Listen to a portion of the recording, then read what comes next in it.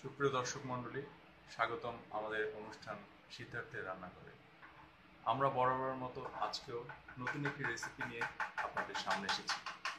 চলুন সময় নষ্ট না করে আমরা চলে যাই রাঁধুনি সরিষার তেল নিবেদিত সিদ্ধার্থের রান্নাঘরে। আসুন। Siddhartha Ivan, welcome. ধন্যবাদ। আমরা আবার ফিরে এসেছি আপনার রান্নাঘরে।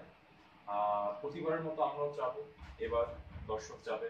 প্রচুর ভাবি, ছোট বোন, বড় বোনরা বসে আছে এক সপ্তাহ ধরে আপনার রান্নাঘর দেখার জন্য।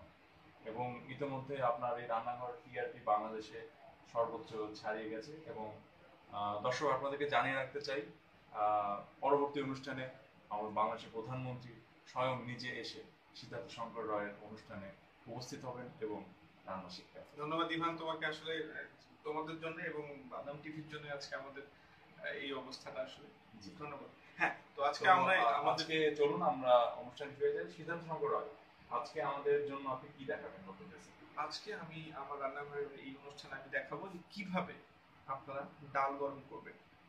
প্রথমে আমরা ফ্রিজ থেকে ডাল বের করব, মানে পুরানো যে ডাল রান্না হয়েছে ডালটা তুই কিভাবে গরম করবেন।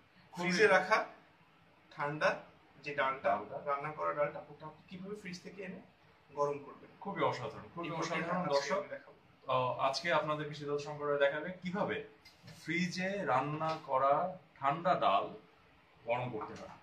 চলুন দর্শক, চলে যাই আমরা। প্রথমে আমরা যেহেতু গরম জায়গায় দিতে হবে, আমাদেরকে নিতে হবে আমাদের হাতের সুরক্ষা। তো আমরা এখন চলে যাব আমাদের ফ্রিজের এখানে। দর্শক, প্রথমে আপনারা ধীরে ধীরে ফ্রিজটা খুলবেন। ধীরে ধীরে ফ্রিজটা খোলার পরে আপনি আপনার যে ডালটা ফ্রিজে আছে এটা এইভাবে ধরে বের করবেন আর ফ্রিজটা এভাবে বন্ধ করে দিবেন। এটা খুবই ঠান্ডা, এই জন্য আমাদেরকে এটা ইভান যদি আমাকে একটু সহায়তা করো। হ্যাঁ, ধন্যবাদ। এইভাবে আমরা এটা। তো দর্শক, আমরা দেখলাম কিভাবে পুরানো ডাল ফ্রিজ থেকে বের করে চুলাতে রাখতে হয়। এবার সিদ্ধার্থ শঙ্কর রায় সেটা রেখে দিলেন। প্লিজ, আমি দর্শকদের সুবিধার্থে আরেকবার দেখাচ্ছি। এটা এভাবে রেখে দিই। এবার চুলাতে রাখার পর এবার আমরা কি করব? এবার আমরা আমাদের চুলাটা জ্বালাবো। চুলা জ্বালাতে হবে। চুলা জ্বালানোর ক্ষেত্রে কি কি উপকরণ লাগে? হ্যাঁ, খুব গুরুত্বপূর্ণ। এটা একটু দর্শকরা আপনারা ভালো করে খেয়াল করুন।